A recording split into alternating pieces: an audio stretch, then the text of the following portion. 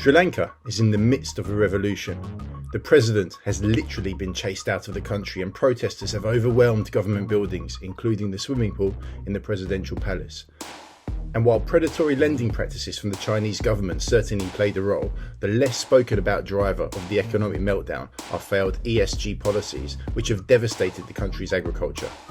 Sri Lanka scored a near perfect ESG ranking of 98, higher than Sweden and the US, and Sri Lanka's 2 million farmers were forced to stop using fertilizers and pesticides, laying waste to its critical agricultural sector.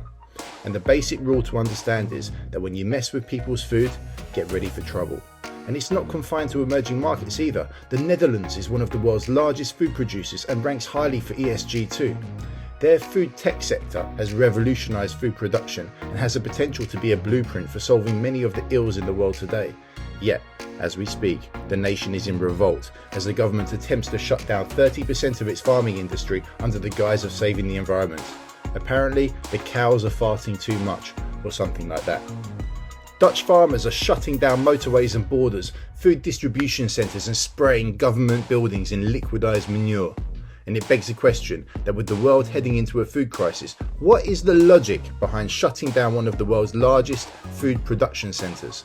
It's not gone unnoticed that while the war in Ukraine plays havoc with energy supply in Europe, Germany is reactivating coal production plants while governments say nothing about runaway polluters like India and China.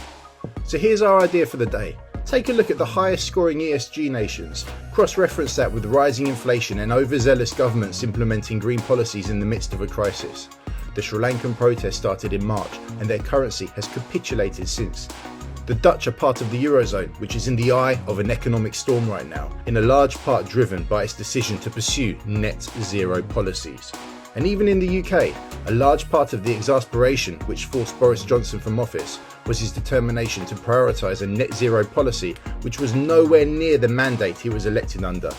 These are troubling times and the next implosion could be closer to home.